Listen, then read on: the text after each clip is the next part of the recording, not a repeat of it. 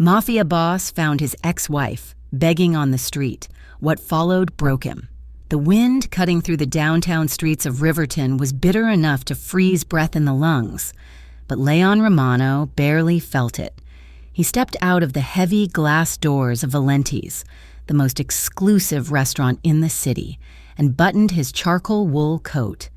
The fabric was soft, Italian, and cost more than most people in this neighborhood earned in 3 months. It did nothing to warm the ice that had settled in his chest during dinner. He was 35 years old, in the prime of his life and at the height of his power. Yet he felt ancient. The meeting had been a disaster masked as a celebration. His lieutenants had toasted to the quarter's profits, clinking crystal glasses filled with vintage red wine. But Leon had watched their eyes. He was looking for a flicker of deceit. The Federal Organized Crime Division was pressing hard on the Romano family operations. They knew things they should not know. They anticipated shipments. They froze assets within hours of transfers. There was a leak. A rat was gnawing at the foundation of the empire Leon had spent the last decade fortifying. And tonight, looking at the men he had known since childhood, he realized he could not trust a single one of them. The valet brought his car around, a sleek black sedan that hummed with quiet. Expensive power.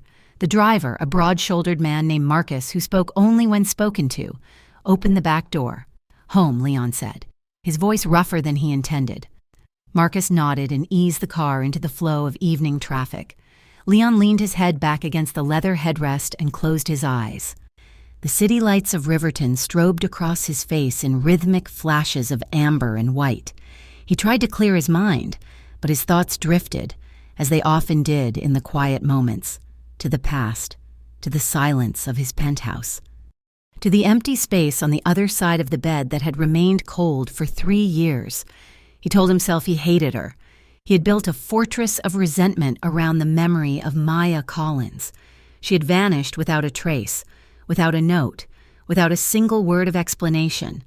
One day she was his wife, the center of his violent, chaotic world, and the next, she was a ghost. He had convinced himself she had run because she was weak, or worse, because she had never truly loved him. He told himself she had taken his heart and thrown it into the garbage so she could live a simpler life with someone who did not carry a gun. The car slowed.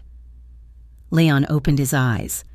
Irritated by the interruption of his brooding, they were stopped at a red light in a transition district, the border where the glittering skyline of the financial sector gave way to the shadowed, gritty reality of the warehouse district. The streetlights here were dimmer, flickering with neglect. He glanced idly out the tinted window. Snow was beginning to fall, dusting the cracked sidewalks.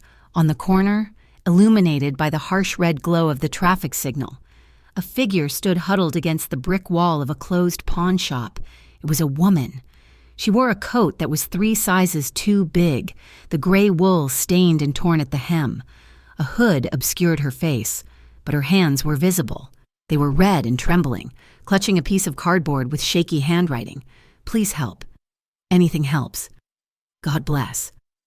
Leon felt a flicker of pity, a rare emotion for a man in his position, but he started to look away.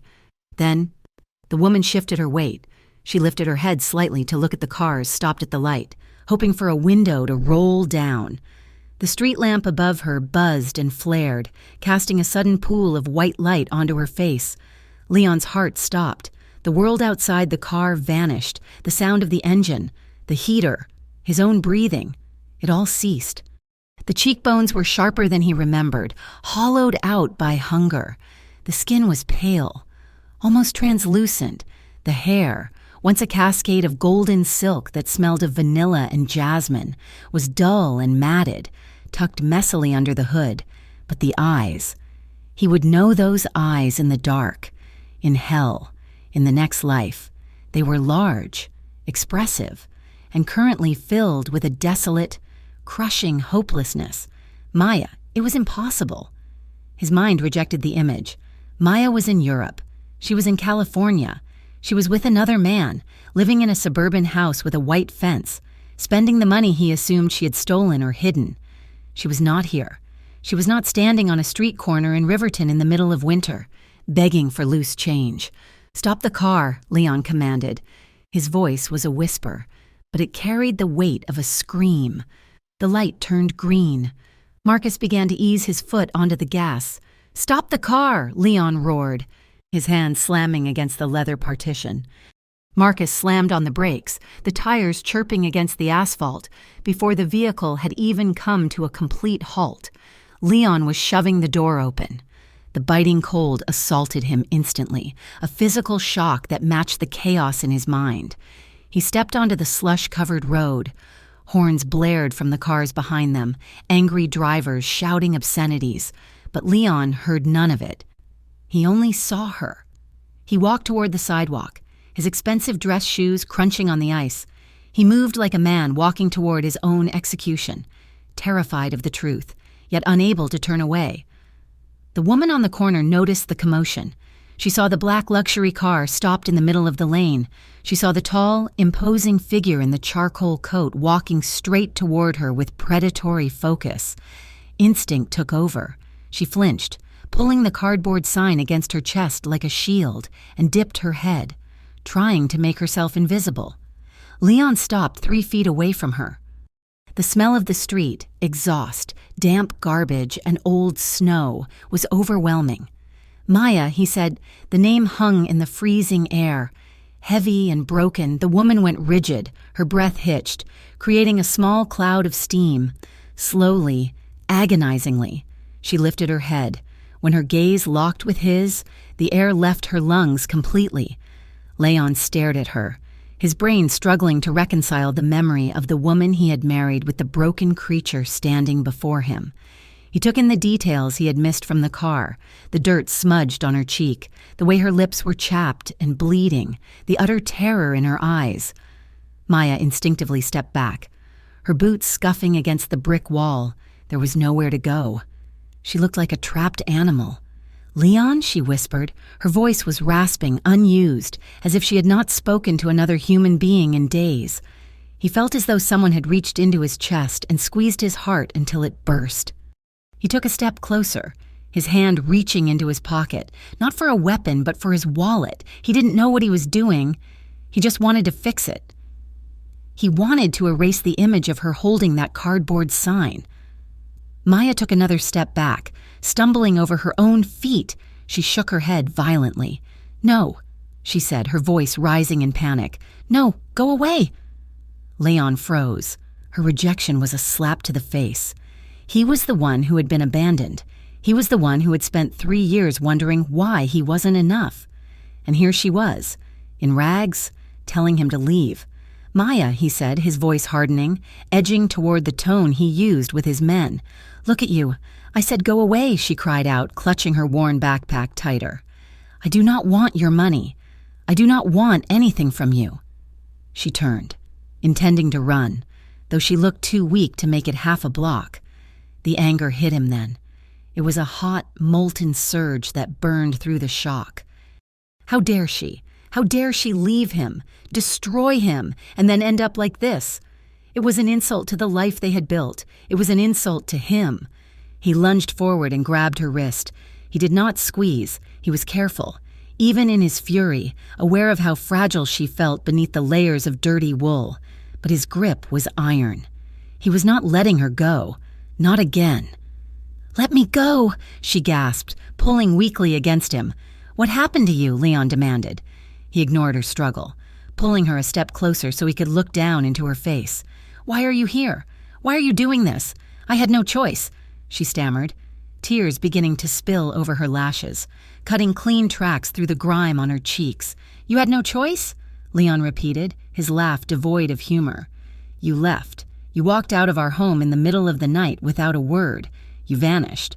Maya, I tore this city apart looking for you.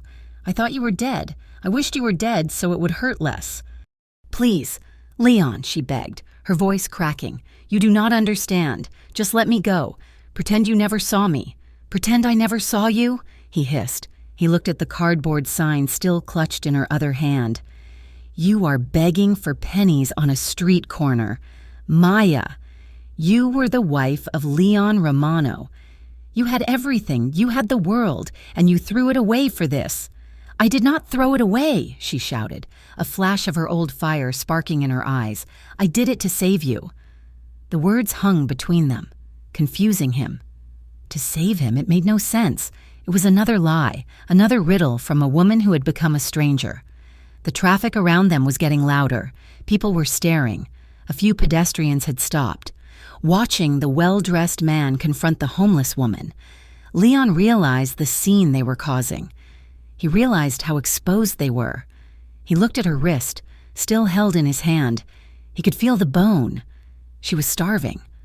The realization snapped the last thread of his restraint, his pride, his anger, his 3 years of bitterness.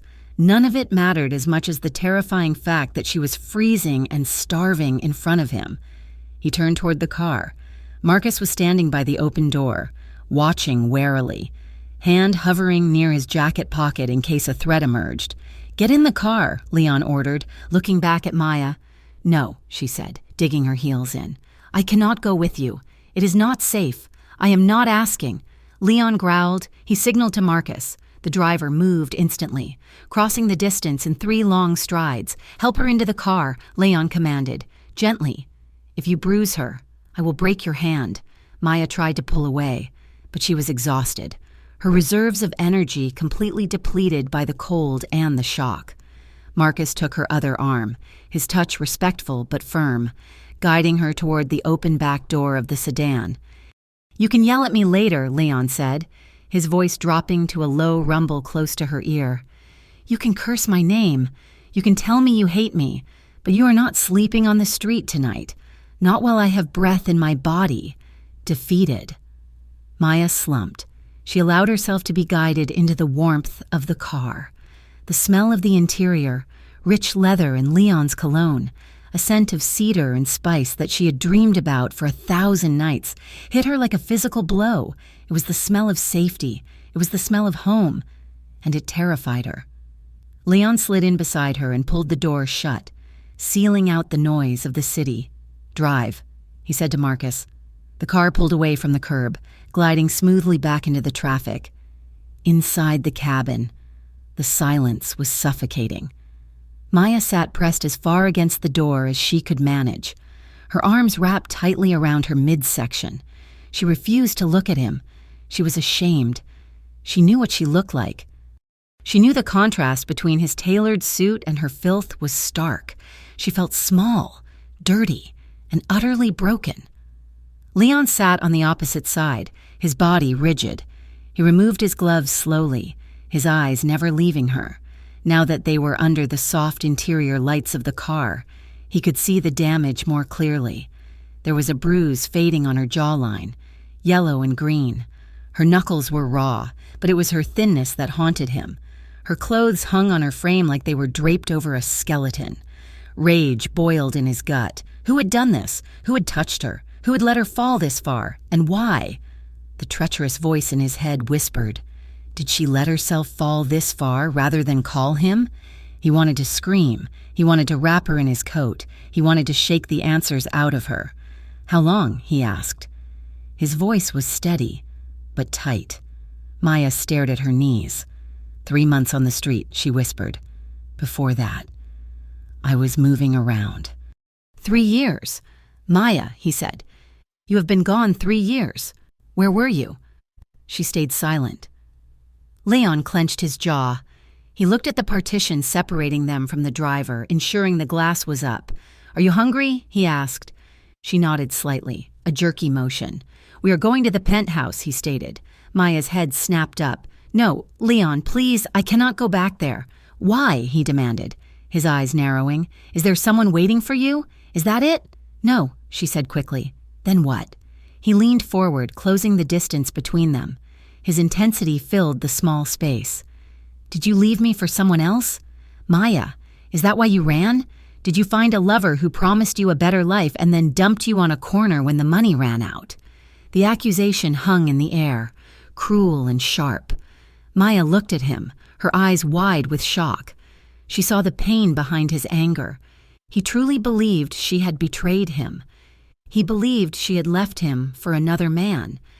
She opened her mouth to deny it, to tell him the truth about the threats, the men who had come to her, the promise that he would be arrested or killed if she did not leave. But the fear choked her. The warning had been clear. Contact him, and he dies. She pressed her lips together and looked away, tears blurring her vision. Her silence was the worst answer she could have given him. Leon sat back, the air leaving his lungs. He felt a coldness spread through his chest that had nothing to do with the winter night. She wasn't denying it. "Fine," he said, his voice turning icy. "Keep your secrets, but you are coming with me. You are going to get cleaned up. You are going to eat, and then we are going to figure out what to do with you." The car descended a ramp, the daylight fading into the artificial yellow gloom of the underground garage. Maya's heart hammered against her ribs. She recognized the pillars. She recognized the smell of the concrete. This was the building where they had lived for the 2 years of their marriage. This was where she had been happiest. And this was where she had left her wedding ring on the nightstand before slipping out into the darkness. The car stopped in Leon's private bay. Marcus opened the door. Leon stepped out and waited. He extended a hand toward her. It was a gentleman's gesture, automatic and ingrained, but his face was hard as stone. Maya hesitated. She looked at his hand, large, capable, dangerous. If she took it, she was stepping back into the spider's web. She was stepping back into the crosshairs of the people who hunted him. But looking at the cold concrete floor, she realized she had no fight left. She was tired. She was so incredibly tired. She reached out and placed her trembling, dirty hand in his. His fingers closed around hers. They were warm. The contact sent a jolt of electricity through her arm, waking up nerves she thought had died long ago. She slid out of the car, her legs wobbling. Leon did not let go. He kept his grip firm, pulling her toward the private elevator that led directly to the penthouse. As the doors slid open, revealing the mirrored interior, Maya caught her reflection next to his, the monster and the prince, the ruin and the king. Fear tightened her chest, but beneath it, a traitorous, desperate flicker of longing sparked to life. She was back in his world, and God help her. She felt safer than she had in 3 years. "Get in," Leon said. She stepped inside. The doors slid shut, sealing their fate. The elevator doors slid open with a soft, expensive hush, revealing the sprawling expanse of the penthouse that occupied the entire top floor of the obsidian tower. Leon Romano stepped out first, his presence commanding the space immediately, but Maya hesitated on the threshold. She remembered this room. She remembered the way the floor-to-ceiling windows framed the Riverton skyline, like a jagged, glittering painting of light and steel. She remembered the scent of white tea and leather that always lingered in the air. But as she stood there, clutching the straps of her filthy backpack, she felt like an intruder in her own memory. The gleaming marble floors reflected the recessed lighting, creating a mirror effect that made Maya look down at her boots. They were worn through at the toes, stained with the gray slush of the streets, leaving faint, wet marks on the pristine stone. "Come in," Leon said. He was standing by the island in the kitchen, tossing his keys onto the counter. The sound echoed in the silence. He looked at her, and his gaze was heavy, stripping away the years and the grime, searching for the woman he had married. Maya took a tentative step forward. The warmth of the apartment was overwhelming after the biting winter wind. It seeped into her bones, making her shiver uncontrollably as her body tried to adjust. She caught her reflection in the darkened glass of the nearest window and flinched. The woman staring back was a stranger, gaunt, gray-skinned, with hollow eyes that looked like bruises against her pale face. She looked like a stain on the perfection of Leon's world. "I should not be here," she whispered, her voice rough. Leon ignored the statement. He walked over to a wall panel and adjusted the temperature, then pulled his phone from his pocket. "I am calling Doctor Aris," he said. "He will be here in 20 minutes. "No," Maya protested, panic flaring in her chest. "I do not need a doctor. I just need to leave." "You are not leaving," Leon said, his tone brokering no argument. "And looking at you, you definitely need a doctor." He dialed, turning his back to her to speak in low, clipped tones. Maya stood frozen in the center of the living room, afraid to touch anything. The velvet sofas, the abstract sculptures, the heavy silk drapes, it all screamed of money and power, the two things that had chewed her up and spit her out. Leon ended the call and turned back to her. He studied her for a long moment, his expression unreadable, before walking toward the hallway that led to the guest suites. He returned a moment later, holding a thick, white terry cloth robe and a fresh towel. "Go to the guest bathroom," he said, holding them out to her. "The water gets hot instantly. There is soap and shampoo in the shower. Scrub it all off. Maya, all of it." She looked at the clean, white fabric in his hands, then down at her own dirty, trembling fingers. Shame burned hot in her cheeks. She reached out and took the items. "Careful not to brush against his skin." "Thank you," she murmured. She retreated to the guest bathroom, locking the door behind her with a trembling hand.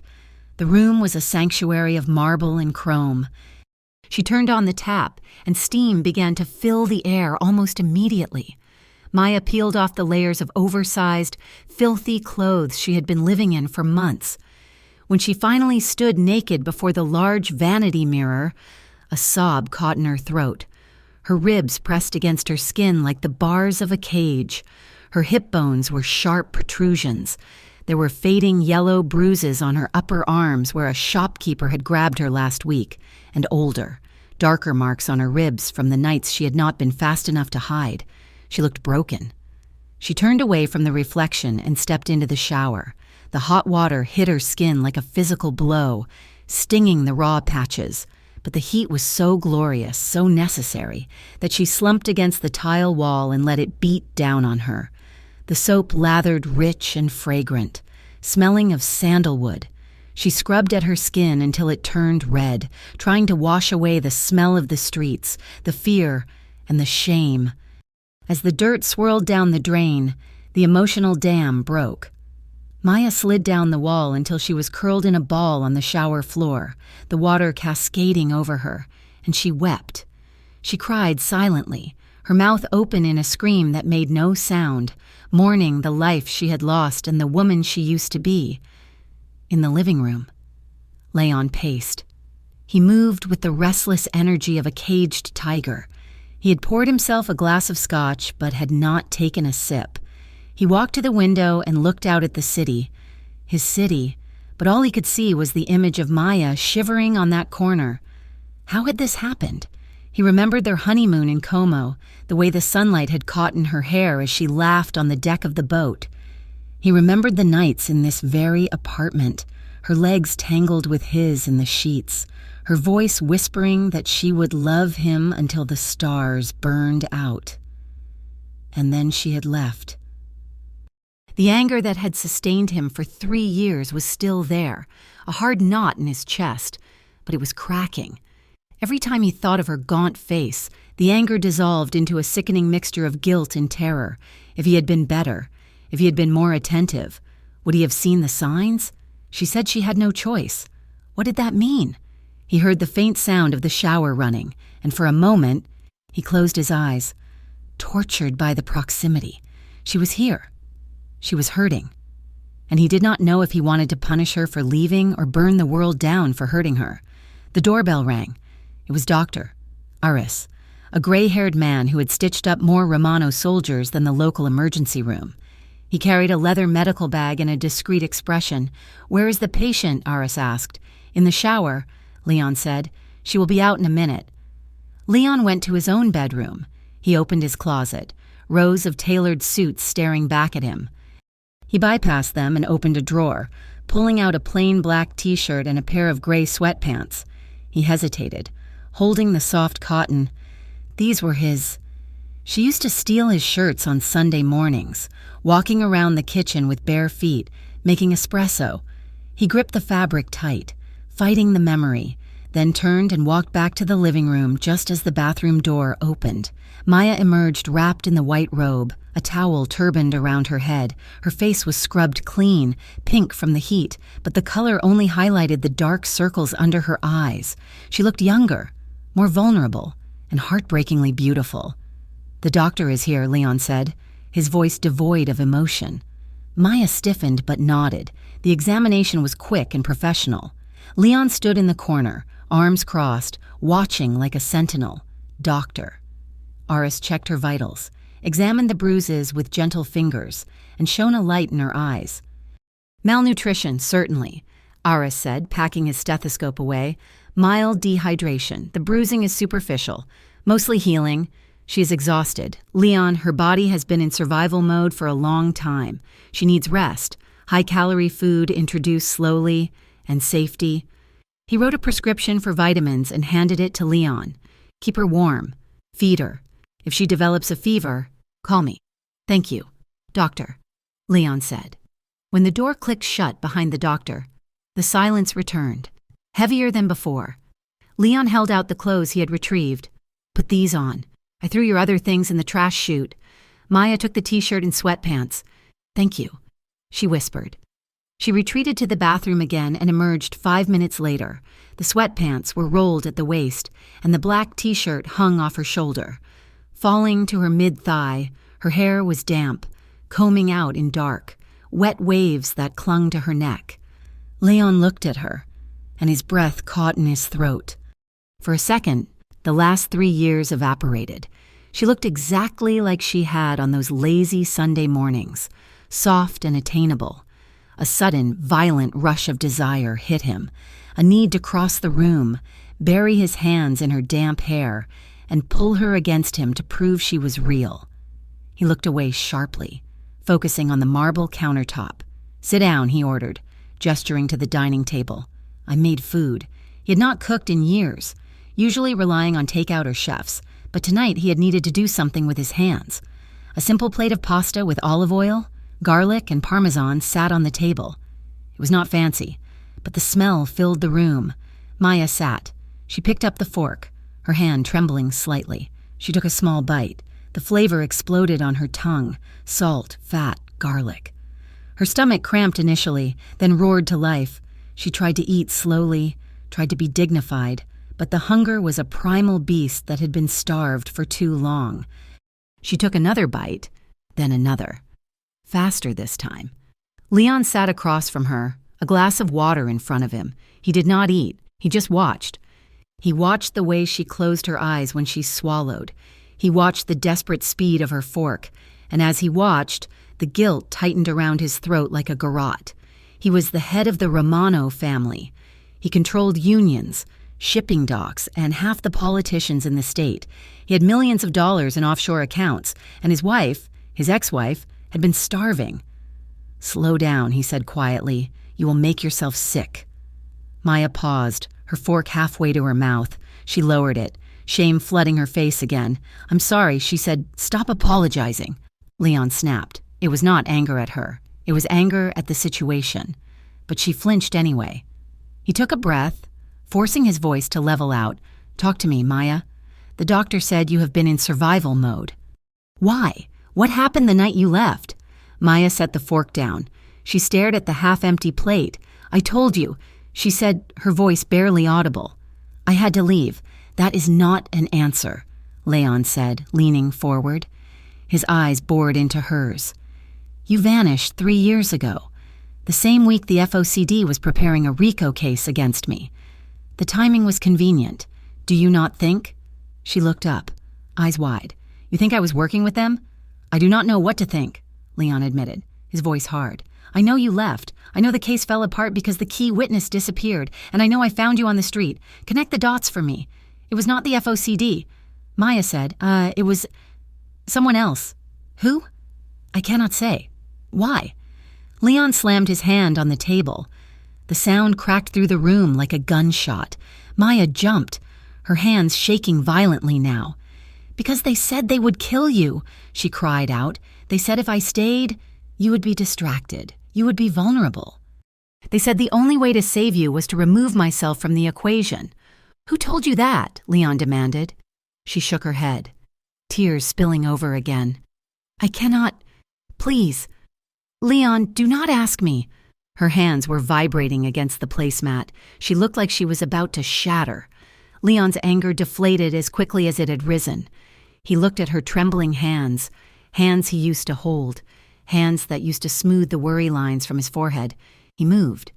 He stood up and walked around the table. He pulled the chair out next to her and sat down, turning his body toward hers. He reached out and covered her shaking hand with his own. His palm was warm, broad and calloused. It engulfed her slender fingers, grounding her. "Maya," he said, his voice low and rough, "look at me." She turned her head. Her face was inches from his.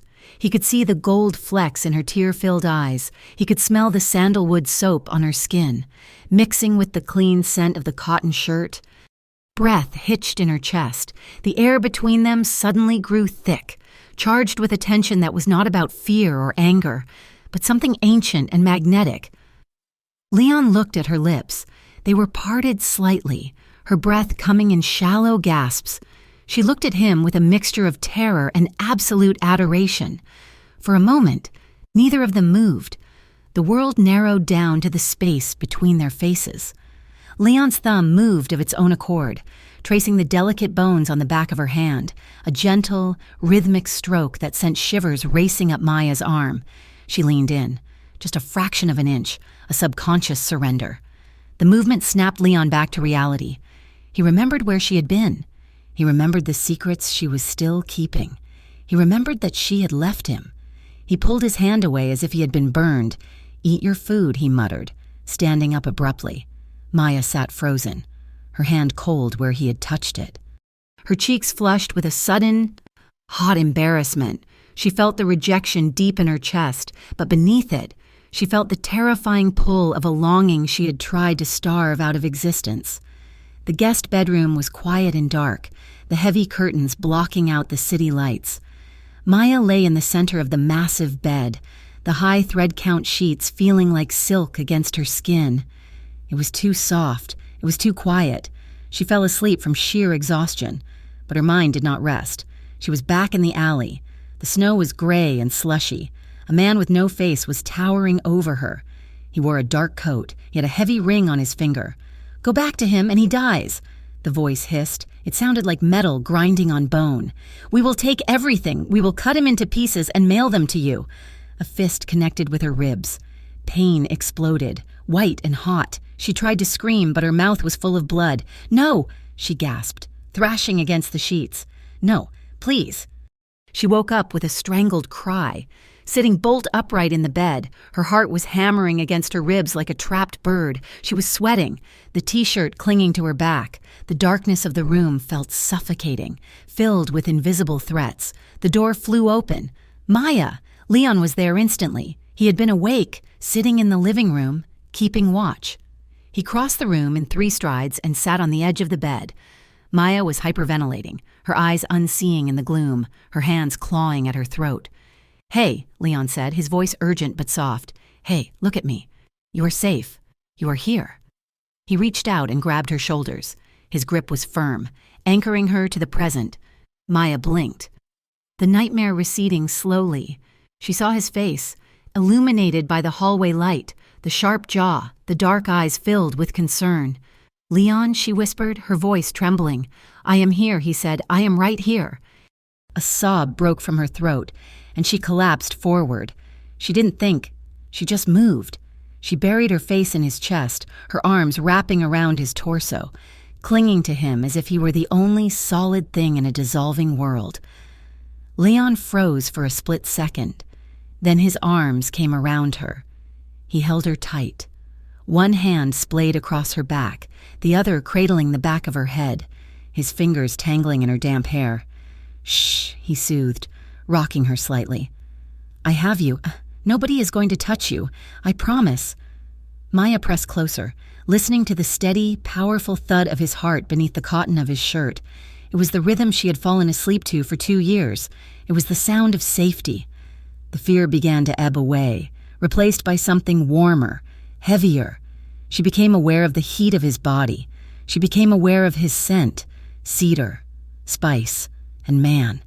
She pulled back slightly, tilting her face up to look at him. His eyes were dark, searching hers. The concern was still there, but beneath it, something else was kindling, a fire that had never truly gone out. "Maya." He breathed. Her hand moved up, her fingers clutching the fabric of his shirt at his shoulder. She looked at his mouth. He lowered his head slowly, giving her time to pull away. She didn't. She stayed right there, her breath mingling with his, when his lips brushed hers. It was tentative, a question. Maya let out a soft, shaky exhale, and her eyes fluttered shut. Leon groaned low in his throat and deepened the kiss. It wasn't aggressive, but it was possessive. His hand slid up her spine, pressing her closer against his chest, his fingers splaying possessively over her ribs. His mouth moved over hers with a hunger that spoke of 3 years of starvation. Maya melted, her body arched into him, remembering the fit, remembering the chemistry that had always been their downfall and their salvation.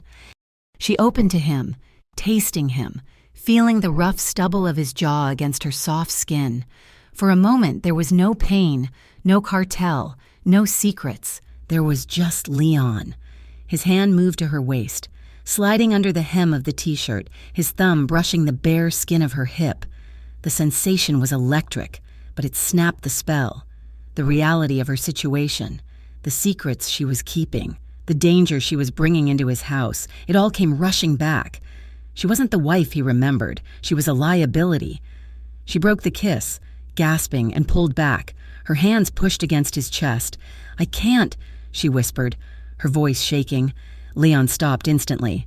He didn't let go of her, but he froze his movement. His eyes were blown wide, pupils dilated, chest heaving.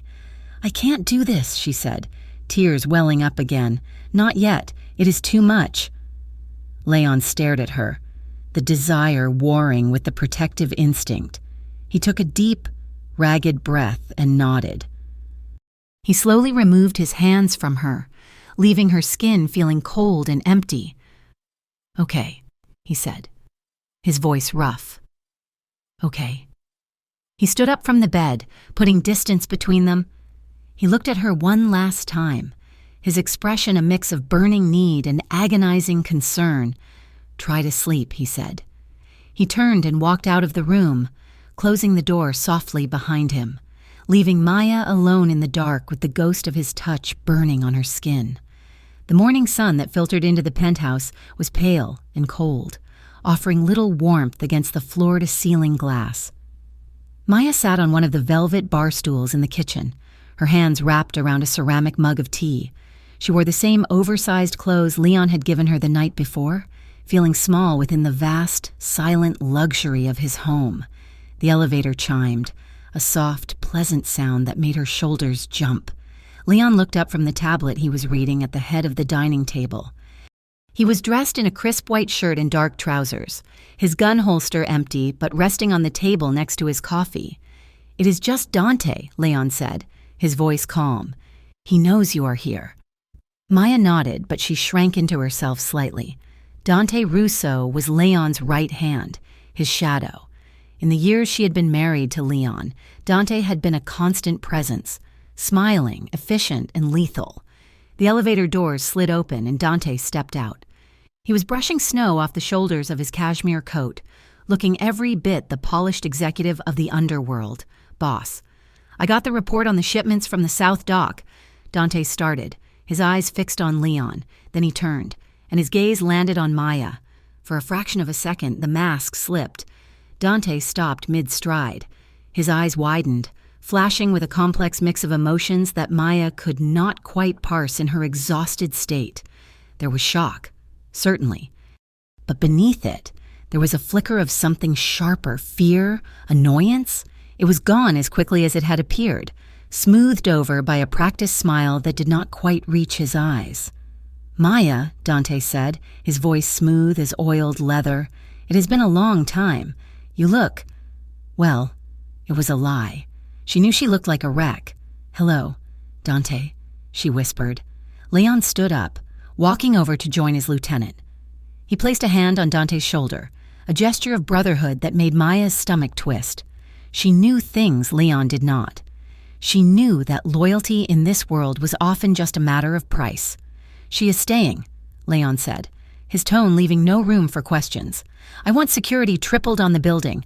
No one comes in or out without my direct approval. And put a team on the street where I found her. I want to know if anyone was watching her." Dante nodded, pulling a notebook from his pocket. Of course. If she was threatened before, those threats might still be active. "We cannot be too careful." Maya watched Dante's hand as he wrote. The pen moved sharply across the paper. She saw a tightness in his jaw, a microscopic tension in his neck. He was calculating. "Do you have any idea who threatened her?" Dante asked, glancing at Maya. "Not yet," Leon said, his eyes darkening. "But when I find them, there will not be enough of them left to bury." Dante closed the notebook with a snap. "I will handle the rotation personally. Leon, you should stay here with her. Do not worry about the business today. Thank you, brother," Leon said. Dante gave Maya a curt nod before turning back to the elevator. As the doors closed on his retreating figure, Maya let out a breath she did not realize she had been holding. The air in the room felt lighter without him, yet the shadow of his presence lingered. Once they were alone, the silence stretched between them, heavy with unsaid words. Leon returned to the table but did not sit. He watched her, his expression intense. "Tell me," he said. Maya looked down into her tea, watching the steam rise in curling ribbons. She knew she could not hide the truth forever. Leon was not a man who accepted half measures. "It was the Valdez cartel," she said softly. Leon went still. The Valdez family was a rival organization, brutal and lacking the code of honor that the Romanos tried to maintain. They dealt in everything Leon refused to touch. "Valdez?" Leon repeated, his voice dangerously low. "You went to Valdez?" "I did not go to them," Maya said, her voice trembling. "I was sent to them." She took a sip of tea to steady her nerves, the hot liquid burning her throat. "When I left, I was told that the FOCD was building a case that would put you away for life. I was told that my presence was the leverage they were using against you, that if I stayed, I would be the reason you died in prison." "Who told you this?" Leon demanded. Maya shook her head. "Not yet. Please. Leon, just let me finish." She took a deep breath. "The person who warned me? They arranged for me to go to a contact in the Valdez organization. They said Valdez would protect me in exchange for a fee. They said I would be hidden, safe from the FOCD and safe from your enemies who might try to use me to get to you." "And you believed them?" Leon asked, pain etching lines around his mouth. "I was terrified. Leon, I thought I was saving you." She set the mug down hard on the granite counter. "It was a lie. All of it. The Valdez contact took the money I had. They moved me from safe house to safe house, draining my accounts. And when the money ran out, when they realized I was no longer useful, they kicked me out." Leon's hands clenched into fists at his sides. The knuckles turned white. "They put you on the street?" "They laughed," Maya whispered, tears stinging her eyes. "They said if I tried to contact you, they would finish the job the FOCD started. They said they had men inside your organization who would put a bullet in your head the moment I reappeared." Leon began to pace. He moved back and forth across the kitchen, a caged animal radiating pure, volatile energy. He ran a hand through his hair, messing up the perfect style. "Valdez." He spat the name like a curse. "And someone inside my family sent you to them." Maya nodded. "Who?" Leon stopped pacing and turned to her. "Maya, you have to tell me. If there is a traitor in my house, I need to know. I cannot," she said, her voice rising in panic. "If I tell you, you will go after him. And if you go after him without proof, you will start a war inside your own ranks. You are already under pressure from the feds. A civil war would destroy you. Let it destroy me," Leon roared. He crossed the distance between them in 2 strides, gripping the edge of the counter on either side of her, trapping her in his space. He leaned down, his face inches from hers. "Do you think I care about the empire? Do you think I care about the money or the reputation? Maya, look at what they did to you." His voice cracked, the rage fractured, revealing a deep, agonizing well of guilt. "If I had known," he whispered, his forehead dropping to rest against hers. "If I had known you were suffering, if I had known you left to protect me, I would have burned this entire city to the ground. I would have set fire to the world just to keep you warm. Maya let out a sob. She reached up, her hands cupping his face. His skin was rough with stubble, warm and familiar. "I know," she said softly. "That is why I left. Because I knew you would destroy everything for me, and I could not let you do that. You should have let me choose," Leon said, closing his eyes. "You stole that choice from me. I am sorry." She wept. "I am so sorry." He turned his face into her palm, kissing the center of her hand. "Do you still love me?" he asked, his voice barely audible. Or did the streets take that too? Maya stared at him, at the man who had been her husband, her lover and her protector, the man whose world had nearly killed her, but whose arms were the only place she had ever felt safe. "I never stopped," she confessed, "not for a single second, even when I was sleeping in alleyways, even when I was freezing. I used to close my eyes and pretend I was back here with you. That was the only thing that kept me alive." Leon let out a shuddering breath. He pulled her into his arms, burying his face in the crook of her neck, holding her as if she might vanish into smoke if he let go. 2 days passed. The tension in the penthouse shifted. It was no longer the sharp, jagged tension of estrangement, but a thick, coiling awareness. They were two magnets slowly being drawn back together, fighting the resistance of their past trauma. Leon did not leave the apartment. He ran his empire from his phone and laptop, his eyes constantly tracking Maya as she moved through the rooms. He watched her eat, making sure she finished every meal. He watched her sleep on the sofa during the day, guarding her rest. On the third evening, he found her standing by the window, looking out at the city lights. She flinched when a siren wailed in the distance. "Come with me," Leon said.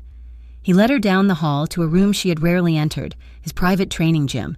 It was a stark space, matted floors and heavy bags, smelling of leather and discipline.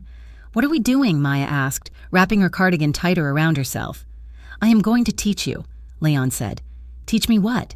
How to stop anyone from ever hurting you again." He took off his shoes and stepped onto the mat. He motioned for her to do the same. Maya hesitated, then kicked off her slippers. She felt small and fragile next to his imposing physicality. "I am not a fighter." "Leon," she said. "You do not have to be a soldier," he replied, his voice serious. "You just have to be dangerous." He spent the next hour showing her basic moves, how to break a grip on her wrist, how to use her elbows, how to use an attacker's weight against them. He was patient, his voice low and instructive, but the physical contact was constant. "Again," he said, grabbing her wrist. Maya twisted, using the leverage he had taught her, breaking his hold. "Good," Leon said, "but do not hesitate. Snap it." He moved behind her. "If someone grabs you from behind," he said, wrapping his arms around her waist, pinning her arms to her sides. Maya stiffened. The sensation of being trapped triggered a flash of panic. But then she felt Leon's chest solid against her back. She felt his chin brush her temple. It was not a threat. It was an embrace disguised as a lesson. "Drop your weight," he murmured against her ear. "Become an anchor." Maya bent her knees, sinking down. "Good. Now, drive your elbow back. Here." He guided her arm, his hand covering her fist, moving it toward his own ribs. He was not hurting her, but he was surrounding her. His body was a wall of heat and muscle. "Do you feel that?" he asked. "The center of gravity?" Maya nodded, unable to speak. Her breath was hitching in her chest. The lesson was blurring. The movements were becoming less about defense and more about the way their bodies fit together. Leon did not step away. He kept his arms around her, his hands resting on her hips now. The context of the hold shifted. It was no longer an attack simulation. It was intimacy. Maya turned in his arms. She faced him, her chest rising and falling rapidly. They were standing toe-to-toe on the mat. The air in the room felt heavy, charged with static. Leon looked down at her. His eyes were dark, dilated, focused entirely on her mouth. "You are doing well," he said, his voice rougher than before. Maya looked up at him. She reached out and placed her hands on his chest, over the steady, powerful thud of his heart. "I feel safe with you," she whispered. Leon let out a low groan. He reached up and cupped her jaw, his thumb stroking along her cheekbone. The touch was reverence. It was worship. "I will never let anything happen to you again," he vowed. He lowered his head. This time, when he kissed her, there was no hesitation. It was not the tentative, fearful kiss of the night she arrived. It was possessive. It was assured. Maya opened her mouth to him, a sound of need vibrating in her throat. Leon accepted the invitation, his tongue sweeping into her mouth, tasting her, claiming her. He tasted like mint and dark coffee. His hand slid from her jaw down the curve of her neck, over her shoulders, and settled on the small of her back. He pulled her fully against him, eliminating the space between them. Maya gasped into the kiss as she felt the hardness of his body, the undeniable evidence of his desire. She wound her arms around his neck, her fingers tangling in the hair at the nape of his neck. She pulled him closer, arching into him, wanting to fuse herself to him. The fear of the last 3 years began to dissolve under the heat of his touch. Leon's lips left hers, trailing wet, hot kisses along her jawline. "Maya," he growled against the sensitive skin below her ear. Maya tilted her head back, exposing her throat to him. Her hands gripped his shoulders, her nails digging into the fabric of his shirt. "Leon," she breathed. His hand moved lower, cupping her hip, pulling her leg up to wrap around his waist. The friction was maddening. The want was a physical ache that demanded to be soothed. A sharp buzzing noise cut through the room like a knife. Leon froze. The phone on the bench by the door was vibrating aggressively against the wood. For a second, Leon did not move. His face was buried in her neck, his breathing harsh and ragged. He held her tight, as if willing the world to go away. Then, with a curse that was low and violent, he pulled back. He looked at Maya, his eyes wild, his lips swollen. He touched her cheek one last time, an apology in the gesture. Before turning and walking to the bench, he snatched the phone up. "What?" he barked. Maya stood on the mat, wrapping her arms around herself, the cold rushing back in where his body had been. She watched his face transform. The lover vanished. The mafia boss returned. Leon's expression hardened into granite. His eyes narrowed. "Where?" he asked. "Are you sure?" He listened for another moment, his jaw clenching rhythmically. "Get the car, the armored SUV. 5 minutes." He hung up and turned to Maya. The desire was gone from his face, replaced by a terrifying, cold focus. "We have to go," he said. "What is it?" Maya asked, fear spiking in her chest. "Valdez," Leon said, walking over to her and grabbing her hand. "My men spotted a scout team near the shelter where you were staying. They are asking questions. They have a photo of you." Maya's blood ran cold. "They are looking for me?" "They are hunting you," Leon corrected. "And if they are at the shelter, it means they are tracking your movements backward. It is only a matter of time before they figure out you are here." "But this is a fortress," Maya said, looking around the room. "It is a glass box in the sky," Leon said grimly. "If they know you are here, they will bring heavy weaponry. I will not risk a siege with you inside." He pulled her toward the door. "Pack a bag. Essentials only. We are leaving now. Where are we going? A safe house," Leon said, marching her down the hallway. "It is on the edge of the city, off the grid. No one knows about it except me, not even Dante." Maya stumbled as she tried to keep up with his long strides. She looked at the back of his head, at the tension in his shoulders. As they reached the bedroom, Leon began throwing clothes into a duffel bag with military efficiency. He opened a safe in the closet and pulled out a stack of cash and 2 extra magazines for his gun. Maya stood by the bed, watching him. Her heart was hammering against her ribs, a drumbeat of panic. But as she watched him check the safety on his weapon, as she watched him turn to her with eyes that promised violence to anyone who dared touch her, she felt a strange, terrifying clarity. She was scared. She was terrified of the bullets and the cartels and the blood that was sure to follow. But as Leon handed her a jacket and pulled her close, kissing her forehead with a desperate intensity, she realized something else. She was falling in love with him all over again. She was in love with the monster who was willing to eat the world to save her. "I have you," Leon whispered, his hand gripping the back of her neck. "I swear to you, Maya, I have you. "I know," she said, and she did. She knew that he would die for her. She just prayed that her love would not be the thing that killed him. "Let's go," Leon said. They walked out of the penthouse, leaving the luxury behind, stepping back into the darkness together. The safe house was a relic of the Cold War, a squat, concrete structure buried deep in the woodlands north of Riverton. It smelled of damper earth, stale heating oil, and neglect. Outside, the wind howled through the pines, a lonely, desolate sound that made the silence inside feel even heavier. Leon had been on the phone for hours. He paced the perimeter of the small, utilitarian living room, his voice a low rumble of command and controlled fury. He was speaking to Dante, coordinating the hunt for the men who had been tracking Maya. Maya sat on a frayed beige sofa, her knees pulled up to her chest. She watched Leon move. He was in his element here, a general at war. But every time he passed a window, checking the blinds, she saw the tension in his jaw. She felt trapped. The walls were closing in on her. To the south, the Valdez cartel was hunting her, eager to finish what they started.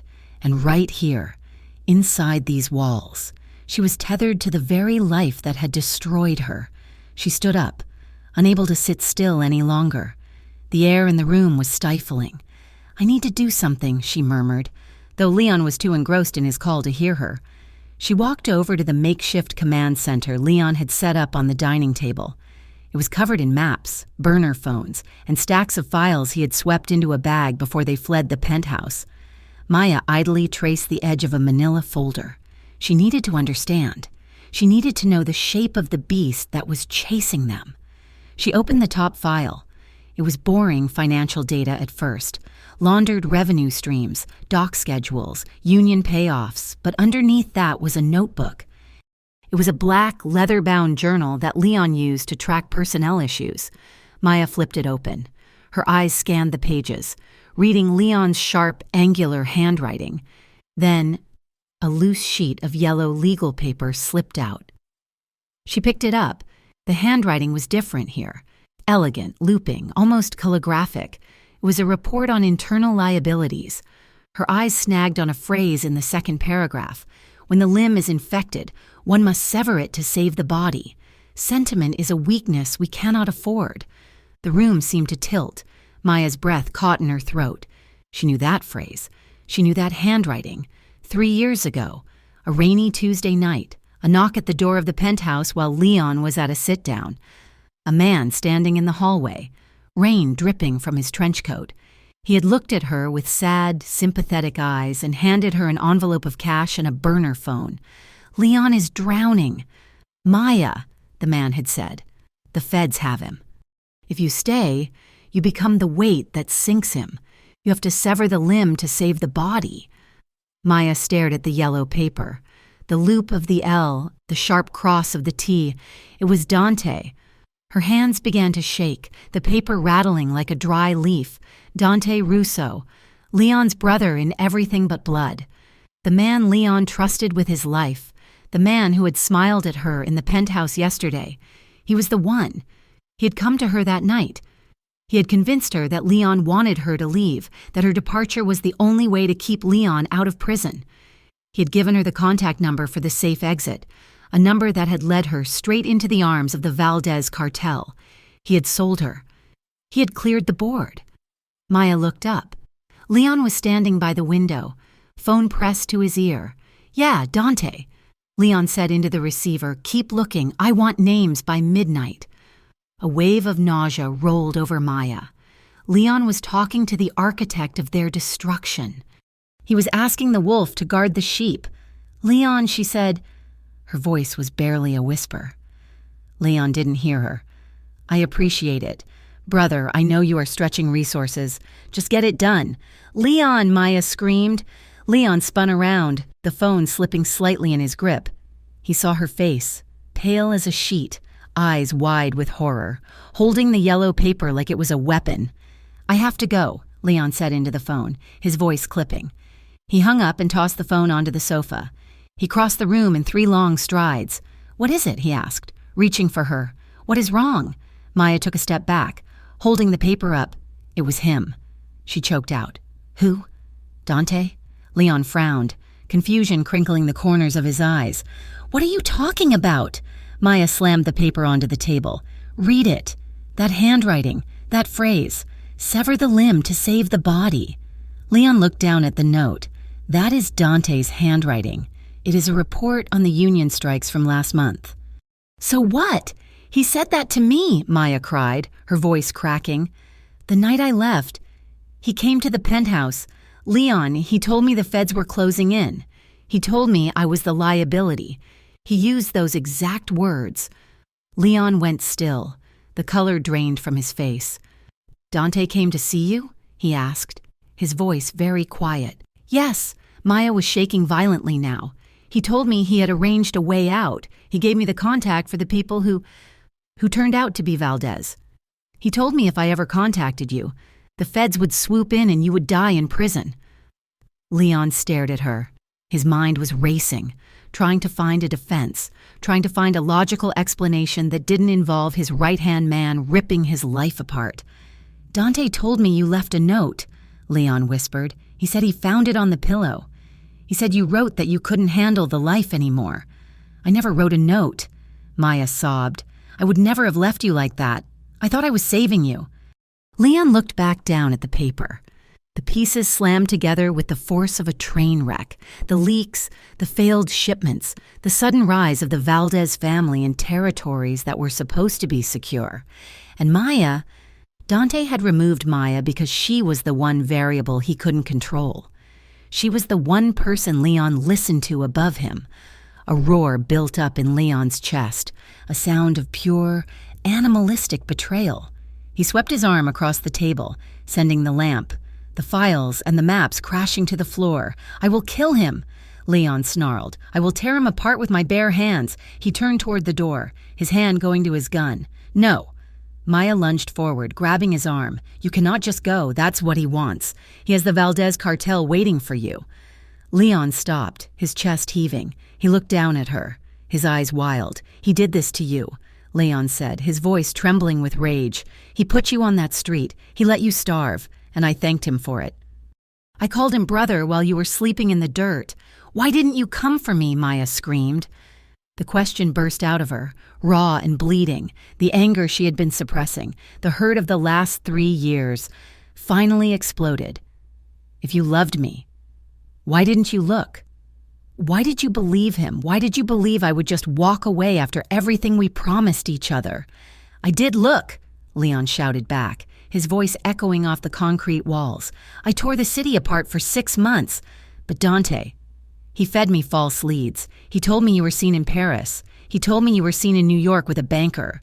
He showed me receipts.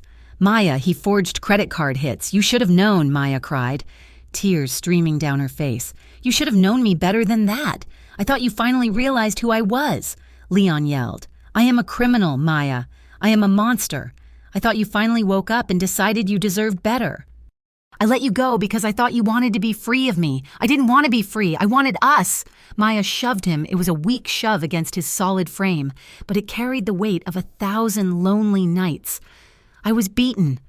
Leon, I was locked in a room and told that if I screamed, they would cut your throat. I lived in hell for 3 years because I was Leon Romano's wife, and you sat in your penthouse and drank scotch and felt sorry for yourself. I would have burned the empire, Leon roared, grabbing her shoulders. If I had known, if I had the slightest hint that you were in danger, I would have burned it all down. I would have put a bullet in Dante's head 3 years ago. Do not tell me I didn't love you. I died when you left. You didn't die. You got colder. I got colder because the only good thing in me was gone. They were screaming in each other's faces, the air between them electric with pain. It was ugly and raw. It was the poison of 3 years finally being lanced. Maya tried to pull away, to storm past him toward the bedroom, needing to escape the intensity. I can't do this, she gasped. I can't. Leon caught her, his arm hooked around her waist, hauling her back. He spun her around, and their bodies collided with a force that knocked the breath out of both of them. Don't you walk away from me, Leon growled. Not again, never again, let me go, Maya cried, pushing her hands against his chest. I can't. The anger in his eyes shifted. It didn't disappear, but it twisted, morphing into something desperate and scorching. He looked at her tear-streaked face, her trembling lips, the fire in her eyes that matched his own. He backed her up, his momentum carrying them both until her back hit the wall. It wasn't violent, but it was forceful. He pinned her there with his body, his hands coming up to frame her face, holding her still. "I am sorry," he whispered. His voice broke. The shout was gone, replaced by a hoarse, ragged plea. "I'm so sorry, Maya. I'm sorry I didn't know. I'm sorry I didn't find you. I would rather lose everything. I would rather lose my hands, my eyes, my life, than lose you again." Maya looked at him. She saw the tears standing in his eyes, unguarded and real.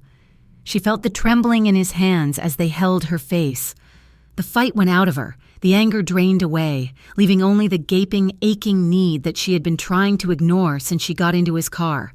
"Leon," she whimpered. She grabbed the front of his shirt, her knuckles turning white. "Kiss me," she begged. "Make it stop hurting." Leon didn't hesitate. He crashed his mouth down on hers. It wasn't gentle. It was a collision of grief and starvation. It was a kiss that tasted of salt and desperation. Maya opened to him instantly, a moan vibrating in her throat as she pulled him closer, needing to feel the weight of him, the reality of him. Leon's hands slid down her back, pressing her hips into his. He devoured her. He kissed her like he was trying to breathe her air, like he was trying to rewrite the history of the last 3 years with the pressure of his lips. Maya's fingers threaded into his hair, gripping tight. She arched against him, her body remembering the rhythm of him, the fit of him. Leon broke the kiss to gasp for air, his forehead resting against hers. "I love you," he rasped. "I love you. I love you." "Show me," Maya whispered. He scooped her up. Maya wrapped her legs around his waist, burying her face in his neck as he carried her toward the bedroom. The duffel bag lay forgotten on the floor. The war with Valdez, the betrayal of Dante, it all ceased to exist. There was only this. There was only them.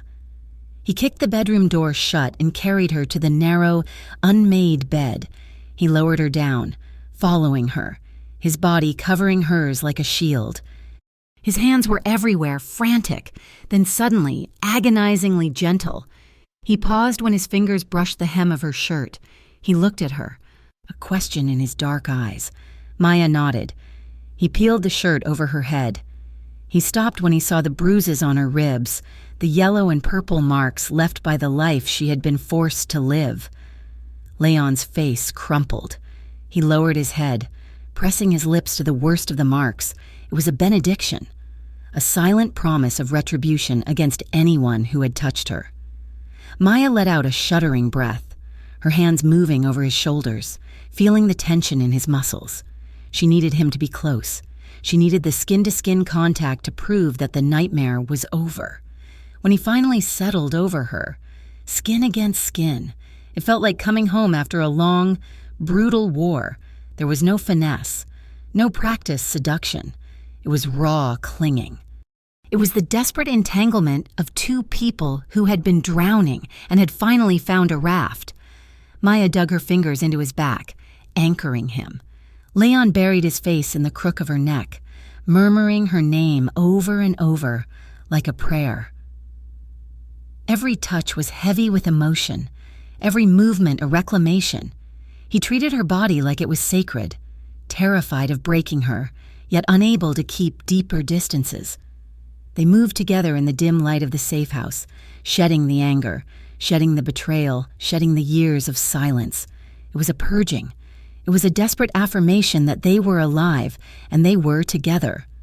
Later, the room was quiet, save for the sound of the wind outside and their synchronized breathing.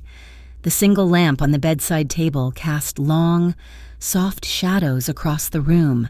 They lay tangled together under the scratchy wool blanket. Maya's head rested on Leon's chest. His arm was wrapped tightly around her, his hand idly stroking her hair. Maya traced the line of a scar on his chest with her fingertip. "I still have nightmares," she whispered into the silence.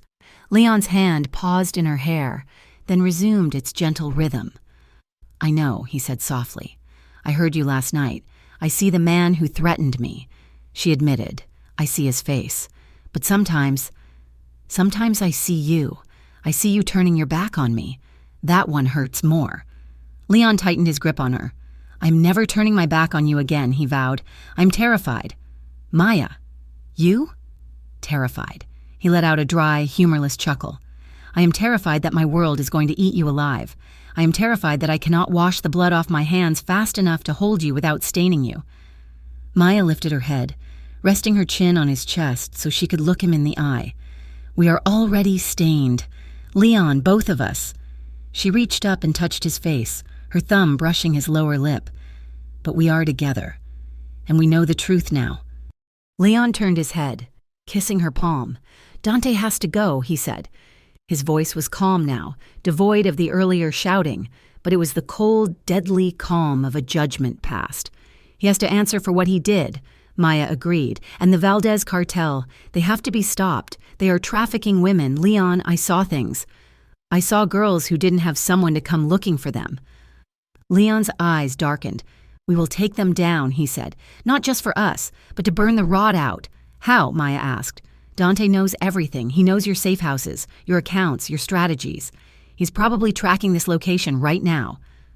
Leon sat up slowly, the sheet pooling at his waist. He looked at the wall, his mind working, the strategist taking over. "He knows the old Leon," he said. "He knows the Leon who trusted him. He knows the Leon who was grieving and distracted."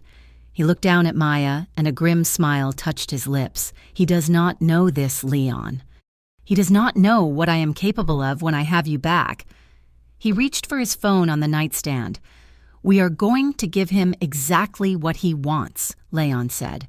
"We are going to feed him a lie so big he chokes on it." Maya sat up beside him, pulling the blanket around her shoulders. She felt a flicker of fear. Yes, but it was outweighed by a new, steely resolve. She was done being the victim. She was done hiding in alleys. "What do we do?" she asked. Leon took her hand, interlacing their fingers. "We go back to Riverton," he said, "and we finish this." The city of Riverton was a different beast when viewed from the shadows. For a decade. Leon Romano had owned the skyline, looking down from the penthouse of the Obsidian Tower.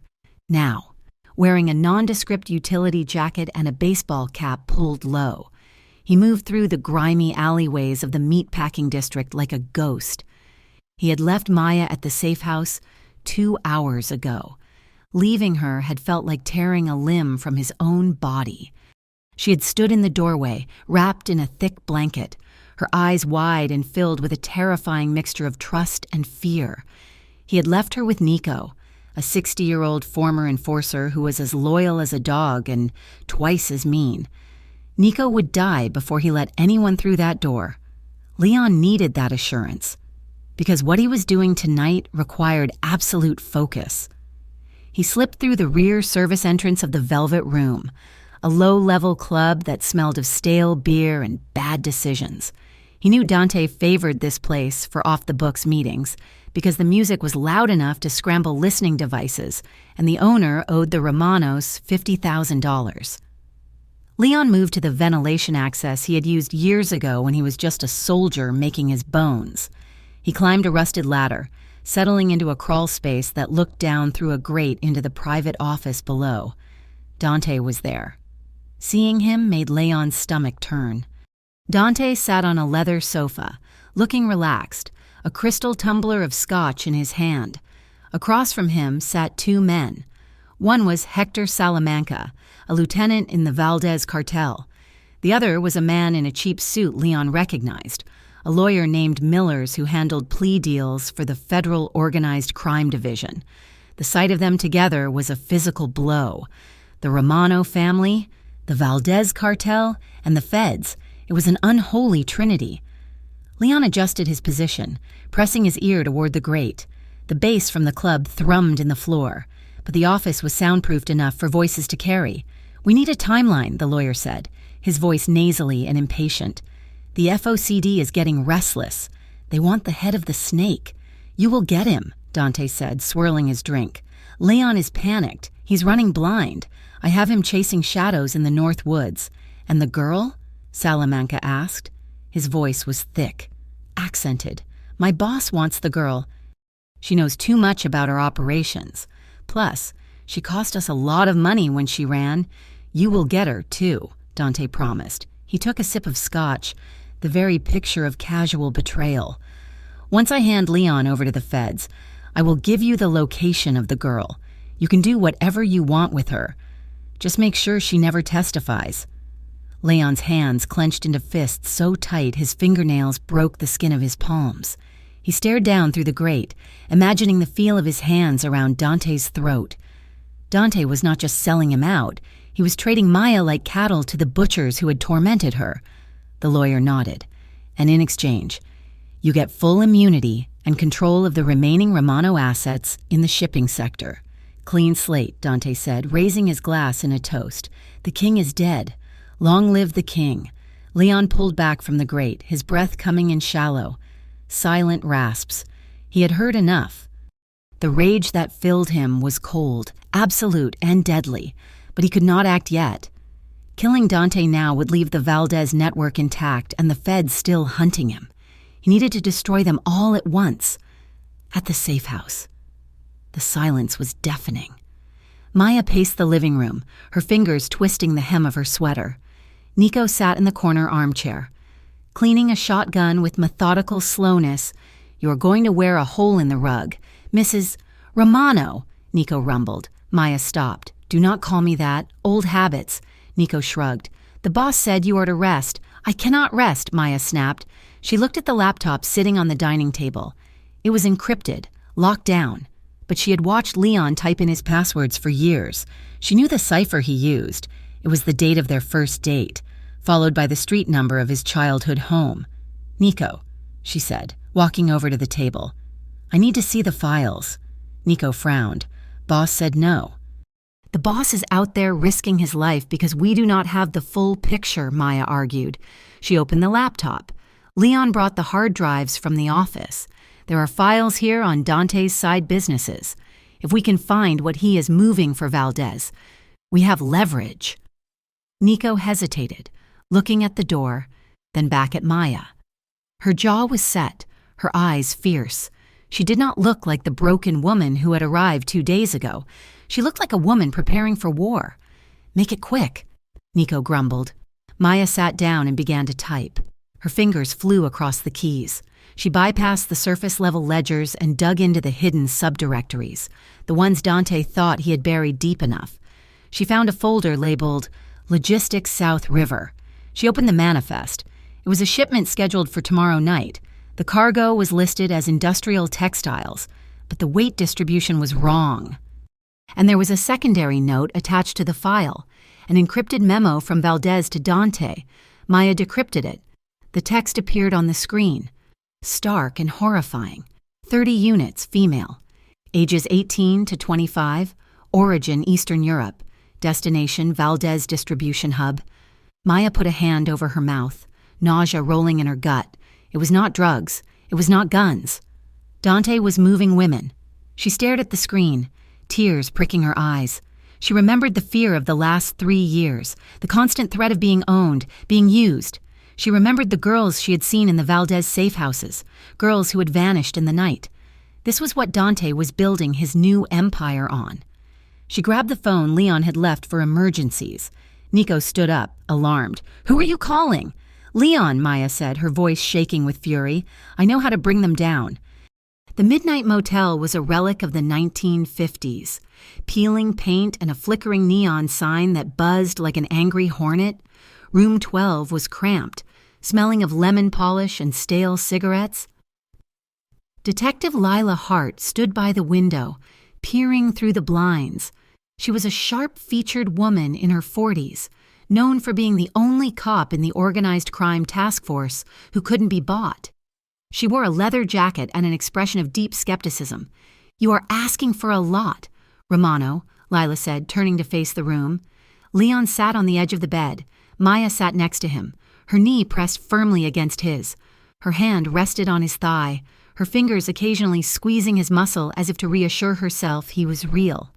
I am giving you a career-making bust, Leon said calmly.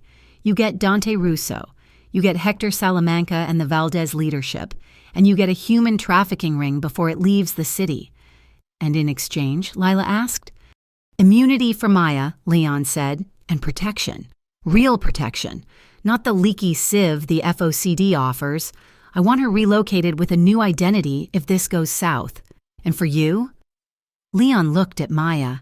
He saw the way she was watching him, her eyes wide and pleading. I will take the fall for the RICO charges, Leon said, but I want a reduced sentence. 10 years. Eligible for parole in 5, and I want the facility to be minimum security. Lila raised an eyebrow. You are offering to go to prison? The Leon Romano? I am done, Leon said. I am retiring. I just want to make sure the garbage is taken out before I turn off the lights. Lila looked at Maya. She studied the younger woman's face, the fading bruises, the gauntness that spoke of long suffering. Is this true? Lila asked. Can you testify to the Valdez connection? Maya took a deep breath. Her hands were trembling in her lap, but her voice was steady. I lived it, detective. I know how they operate. I know where they keep the money. And I know that Dante Russo sold me to them to cover his own tracks. Maya reached into her bag and pulled out a flash drive. This is the manifest for tomorrow night, she said. They are moving 30 women through the old textile warehouse on the river. Dante and Valdez will be there to oversee the transfer of ownership. Lila took the drive. She looked at Leon, then back at Maya. The skepticism faded, replaced by a grim determination. If this checks out, Lila said, we have a deal. The argument in the parking lot of the warehouse was quiet, desperate, and vicious. The Riverside district was shrouded in fog. The warehouse loomed like a skeletal beast against the gray sky. Lila's team was already in position, hidden in the surrounding structures. Leon stood by the back of a nondescript sedan, gripping Maya's shoulders. No, he hissed. Absolutely not. You are staying in the van with the support team. I am not staying in the van, Maya whispered furiously. I need to be there. Leon, I need to see him go down. It is too dangerous, Leon argued, his forehead pressing against hers. If bullets start flying... Maya, I cannot focus if I'm worried about you taking a stray round. I will be on the catwalk with Lila, Maya insisted. We will be behind bulletproof glass in the foreman's office until the signal is given. I am not letting you face him alone. You are walking into a room with men who want you dead. Leon closed his eyes, his breathing ragged. He pulled her closer, wrapping his arms around her so tight it almost hurt. If anything happens to you, he whispered, his voice cracking, if I lose you again, it will break me. I will not survive it. Maya, I mean that. Maya pulled back slightly. She cupped his face in her hands, her thumbs tracing the sharp line of his cheekbones. She looked into his dark, tortured eyes. I am not running this time, she promised. We do this together, or we do not do it at all. Leon searched her face. He saw the resolve there. He saw the same steel that had kept her alive on the streets for 3 years. She was not a civilian anymore. She was a survivor. Okay, he breathed, defeated by her courage. Okay, but you stay down. You stay behind Lila until the cuffs are on. Promise me. I promise. He kissed her. It was a hard, swift kiss, sealing the pact. Then he turned and walked toward the dark maw of the warehouse entrance. The interior of the warehouse was vast and cold. It smelled of rust and damp river water. In the center of the concrete floor, under the harsh glare of a single hanging work light, stood Dante Russo. He was flanked by 3 of his own men. Opposite him stood Hector Salamanca and 4 Valdez soldiers. Between them was a shipping container, the door slightly ajar. Leon watched from the shadows of a stack of crates. He checked his wire, tapping his chest once. He stepped out. Good evening, gentlemen. Leon's voice boomed through the empty space. Dante spun around. His hand went to his jacket, then stopped when he saw Leon walking calmly toward them. Hands open and empty. Leon, Dante said, his smile faltering for a microsecond before recovering. We were just handling the logistics you asked for. Cut the act. Dante. Leon said, stopping 10 feet away. "It is insulting. I know about the deal with the feds. I know about the immunity. And I know you are selling these women to Valdez." Dante's face hardened. The pretense dropped. He straightened his coat. "You were always too sentimental." "Leon," Dante said coldly, "you let your heart get in the way of business. The Romano family was drowning. I did what I had to do to save the structure." "By selling my wife?" Leon asked, his voice deadly soft. "She was a liability." Dante spat. "She made you soft, and look at you now. You are walking into a meeting you cannot win, all because you could not let her go. So you admit it." Leon goaded, taking a step closer. "You set her up. You sent her to the cartel." "I sent her where she belonged," Dante sneered. "And tonight, I am finishing the job." Dante looked at Salamanca. "Kill him," Dante ordered. Salamanca raised his hand, signaling his men. "Now!" Leon shouted. Glass shattered high above. Flashbang grenades dropped from the catwalks, exploding in blinding bursts of white light and deafening bangs. "Police! Drop your weapons!" Lila's voice amplified over a loudspeaker. Panic erupted. The Valdez men scrambled for cover, firing blindly into the rafters. Lila's tactical team repelled from the skylights, weapons drawn. Dante stumbled back, blinded by the flash. He drew his gun, a silver automatic, swinging it wildly. He realized instantly he had been set up. He realized his immunity was gone. His empire was ash. Leon stood his ground, his own gun now in his hand, aiming at Salamanca. Dante blinked, his vision clearing. He looked up toward the foreman's office on the upper catwalk. He saw movement. He saw a face he recognized. Maya. She was leaning over the railing, pointing down, shouting something to Lila. A twisted snarl curled Dante's lip. If he was going down, he was taking the reason for his failure with him. He raised his gun, ignoring Leon, ignoring the SWAT team. He aimed high. He aimed at the woman on the catwalk. Leon saw the shift in Dante's gaze. He saw the barrel rise. "No!" Leon screamed. Time seemed to stretch into a thick, syrupy, slow motion. Leon didn't think. He didn't calculate the odds. He simply moved. He lunged to the right, throwing his body into the open space between Dante's gun and the catwalk. The gunshot cracked through the warehouse, sharp and final. Leon felt a sledgehammer hit his side. The breath was driven from his lungs. The impact spun him around, and his legs turned to water. He hit the concrete hard. "Leon!" The scream came from above, tearing through the chaos. It was Maya. Leon lay on his back, staring up at the high, vaulted ceiling. A red stain was spreading across his white shirt, blooming like a dark flower, through the ringing in his ears. He heard the stampede of boots. He saw Lila's team tackle Dante, pinning him to the ground. He saw Salamanca in cuffs, but his vision was tunneling. The edges of the world were turning gray. He tried to lift his head. He needed to see her. He needed to know she was safe. Movement on the stairs. Someone was running down the metal steps, the clatter echoing. Maya ran toward him, sliding on her knees across the dirty concrete. Her hands were on him instantly, pressing down on the wound, warm and frantic. "Leon, stay with me." She was sobbing, her tears falling onto his face. You promised we would do this together." Leon managed a weak smile. He reached up, his hand trembling, and brushed a tear from her cheek. His fingers left a smear of blood on her skin. "I got him," he whispered, his voice bubbling. "He can't hurt you anymore." No, do not talk," Maya cried, looking around wildly. "Medic, we need a medic." Leon's hand fell to the floor. The pain was fading, replaced by a heavy, cold numbness. He looked at Maya one last time. She was safe.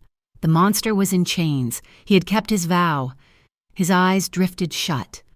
The darkness rose up to claim him, and he let it take him. The sound of Maya screaming his name, the last thing tethering him to the earth. The world came back in fragments. First, there was the smell of antiseptic and floor wax. Then, the rhythmic, electronic chirping of a machine keeping time with a heartbeat. Finally, the dull, throbbing ache in his side that felt like he had been kicked by a horse. Leon Romano opened his eyes. The hospital room was dim. illuminated only by the pale blue glow of the monitors and the streetlights filtering through the blinds.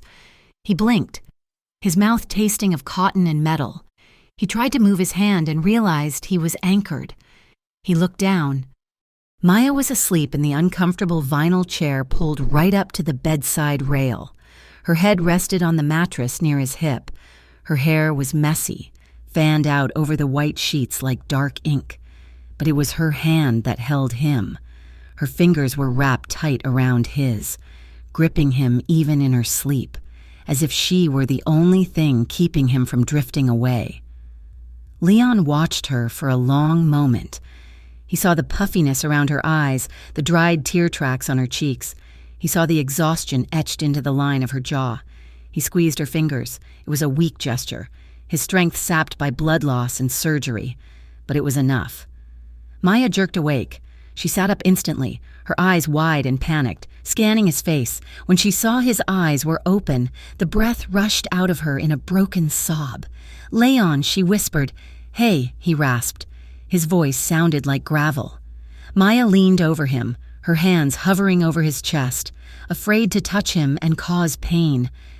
Tears spilled over her lashes again, hot and fast. "You are an idiot," she choked out, a tremulous smile fighting through the weeping. "You are such an idiot, you jumped in front of a gun." "Who does that?" "I promised," Leon whispered. "I said I would not let him hurt you."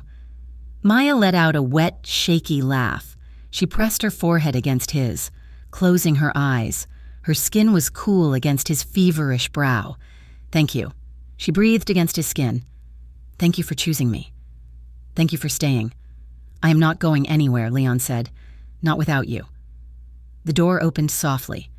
Leon shifted his gaze to see Detective Lila Hart standing in the doorway. She looked tired, holding a cup of vending machine coffee, but there was a distinct lack of tension in her shoulders. "Welcome back to the land of the living," Lila said, walking to the foot of the bed. "Did we get him?" Leon asked. The question was sharp, cutting through the haze of painkillers. Lila nodded. "We got them all. Dante is in custody.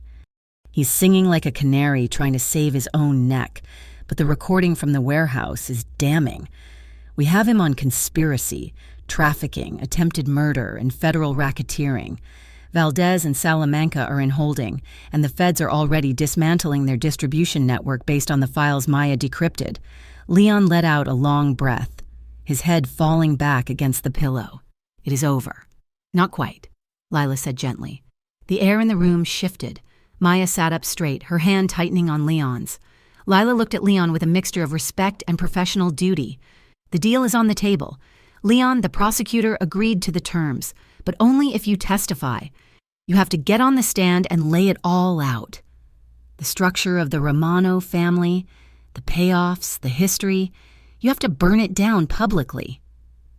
Leon looked at the ceiling. He knew what that meant. It meant the end of the Romano name. It meant he would be branded a rat by the underworld. He would be stripping himself of the title he had worn since he was 25. He would no longer be the king of Riverton. He would just be a man with a criminal record. He looked at Maya. She was watching him, fear and hope warring in her eyes. She knew what his empire meant to him. She knew it was his armor, his identity. Leon moved his hand, brushing his thumb over her knuckles. He remembered the cold street corner. He remembered the fear in her eyes when she thought he would choose the business over her. He looked at the empire in his mind, the money, the power, the violence, and he realized it was just ash. It was heavy, choking ash that had almost cost him the woman sitting beside him. "Do it," Leon said to Lila. "I will testify. I will give you everything." The courtroom was packed. The air conditioner hummed, fighting a losing battle against the heat of bodies and tension. Reporters filled the back rows, sketching pads ready. Leon sat at the witness stand. He wore a simple gray suit, not the expensive Italian cuts he used to favor. He looked tired, and he moved stiffly, favoring his left side where the bullet wound was still healing. But his voice was steady. For 3 days, he dismantled his life. He spoke clearly and without hesitation. He detailed the hierarchy. He explained the laundering schemes. He looked Dante Russo in the eye. Dante, who sat at the defense table, pale and shaking, and described exactly how his former brother had betrayed the code they swore to uphold.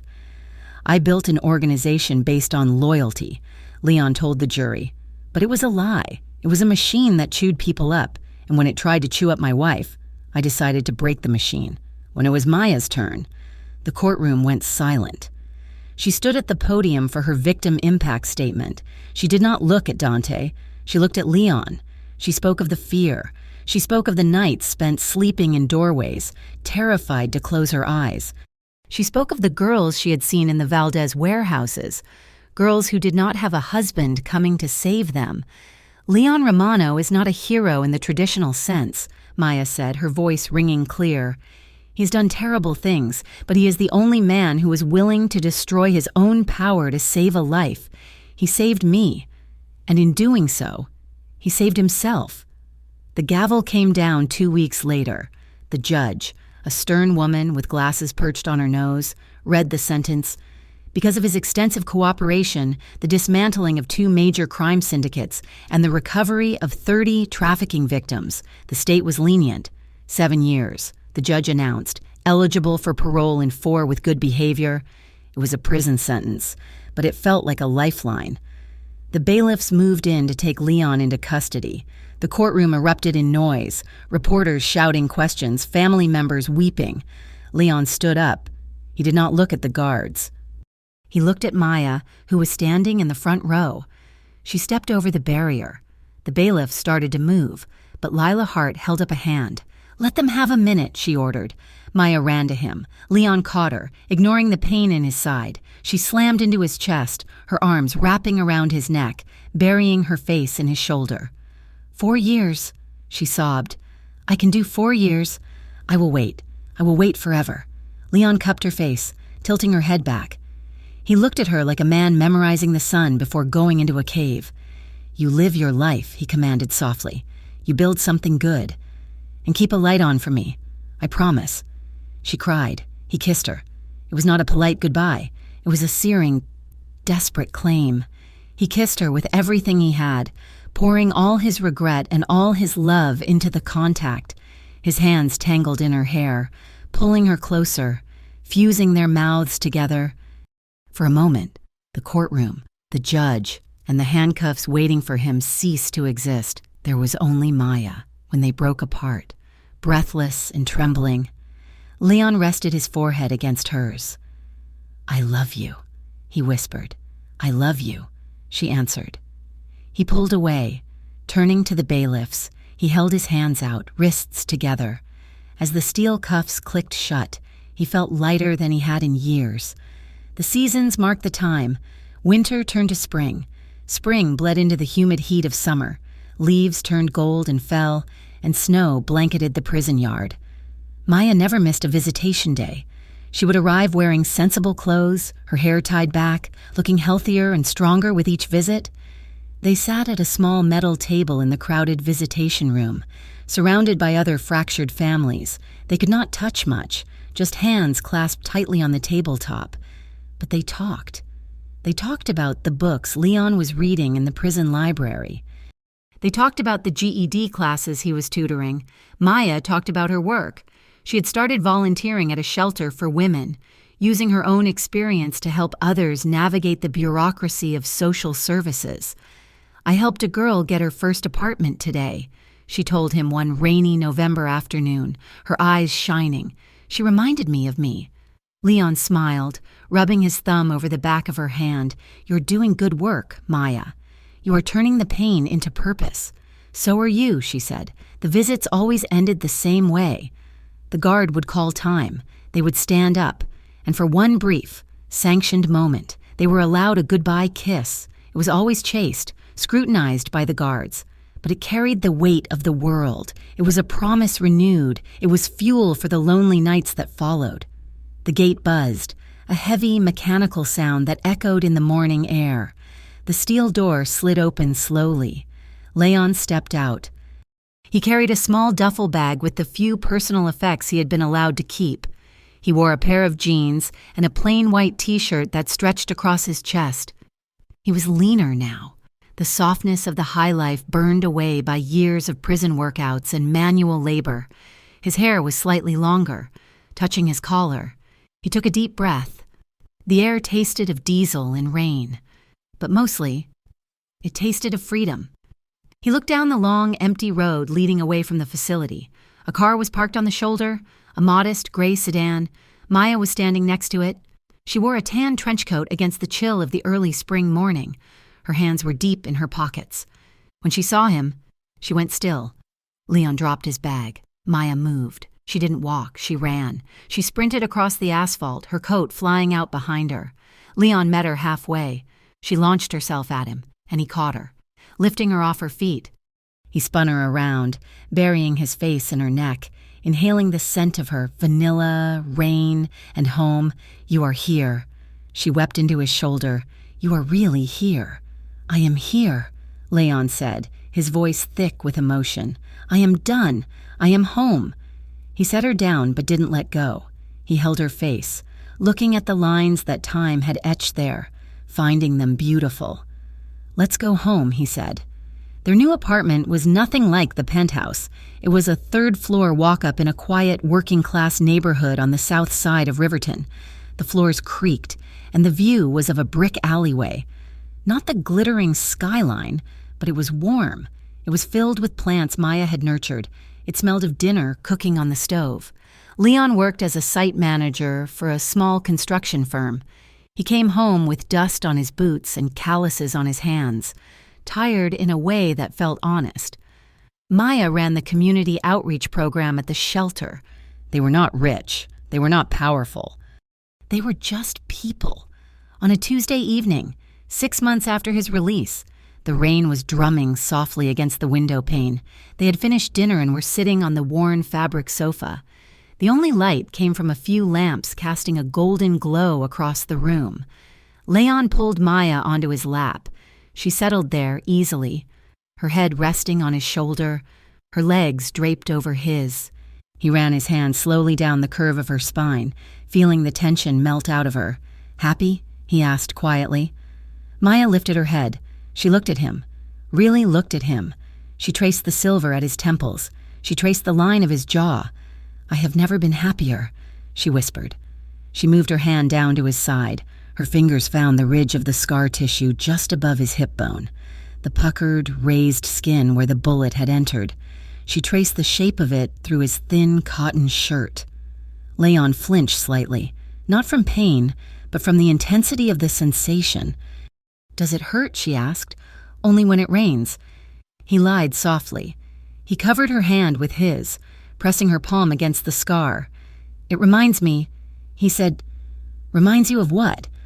"Of what I almost lost, and what I gained." Maya leaned in and kissed him. It was slow, deep, and filled with a profound sense of safety. There was no desperation anymore. There was no fear that he would be taken away in the night. She shifted, straddling his lap, her hands moving up to cup his neck. Leon groaned low in his throat, his hands gripping her waist, pulling her flush against him. "I love you, Leon," she breathed against his lips. He kissed her back, a slow burn that started in his chest and spread to his fingertips. He kissed her with the reverence of a man who had walked through fire to get to this moment. "Take me to bed," she whispered. Leon stood up, lifting her effortlessly in his arms. He carried her to their small bedroom, where the sheets were cotton, not silk, and the air was filled with peace. Later. The apartment was silent. The rain had stopped, leaving behind the fresh, clean smell of wet pavement. Leon lay awake in the dark. Maya was asleep against his chest, her breathing steady and deep. Her arm was thrown across him, claiming him even in her dreams. He stared at the ceiling, tracing the shadows. He thought back to that night on the corner, the freezing wind, the sight of her holding that cardboard sign, the way his heart had shattered in his chest. He had been a king then. He had owned the city, but he had been empty. He had been a man living in a glass tower, guarding a pile of gold while his soul rotted. He looked down at the woman in his arms. He had lost the money. He had lost the reputation. He had lost the power to snap his fingers and make people disappear. He tightened his arm around her, pulling her closer. She stirred slightly, murmuring his name in her sleep, and settled back down. He kissed the top of her head. He had lost everything, and it was the best trade he had ever made. Outside, the city lights flickered softly, a distant galaxy that no longer held any sway over him. He closed his eyes, listening to the beat of Maya's heart against his own, and for the first time in his life. Leon Romano slept without a gun under his pillow. He was finally, truly, a free man. Thank you so much for listening to the story of Leon and Maya. I hope their journey from heartbreak to redemption touched you as much as it did me. Writing their struggle and their ultimate victory was an emotional ride. I would love to hear from you. Where are you listening from? Please leave a comment below and let me know your country or city. What did you think of the ending? Did Leon make the right choice? If you enjoyed this story, please subscribe to Mafia Romance Stories and hit the notification bell so you never miss a new episode. We have many more passionate, gritty, and emotional stories coming your way. Thank you for your support, and see you in the next story.